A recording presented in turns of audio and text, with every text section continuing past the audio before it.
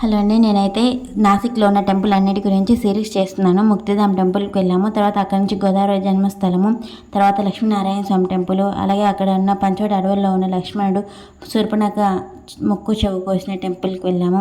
తర్వాత అక్కడి నుంచి సీతాదేవి గుహ, ఆంజనేయ స్వామి టెంపుల్, శ్రీకాళరాం టెంపుల్కి వెళ్ళాము. అక్కడే అడవుల్లో శివుని టెంపుల్ కూడా ఉంది. లోపల గుహలోకి వెళ్ళాలి, అక్కడ మొబైల్ అలో లేదు కాబట్టి నేను వీడియో అయితే తీయలేదు. తర్వాత మేము భోజనం దగ్గర ఆగి భోజనం చేసుకొని తర్వాత త్రయంబకేశ్వరం అయితే బయలుదేరాము. ఈ టెంపుల్స్ అన్నిటి గురించి తెలుసుకోవాలంటే ముందు వీడియో అయితే చూడండి. కొత్తగా చూస్తున్న వాళ్ళైతే మా ఛానల్ని సబ్స్క్రైబ్ చేయండి, లైక్ చేయండి. మేమైతే ఇన్డెప్త్గా ఎక్స్ప్లెయిన్ చేశాను, నాకు తెలిసినంత వరకు తెలుసుకొని ఎక్స్ప్లెయిన్ చేశాను. చాలా బాగుంటాయి టెంపుల్స్. మేమైతే ఈవినింగ్ 4:30కి అట్లా వచ్చాము త్రయంబకేశ్వరంలో ఉన్న శివుడి టెంపుల్కి. డైరెక్ట్గా వెళ్ళాలంటే దర్శనంకి 200 ఉంటుంది టికెట్.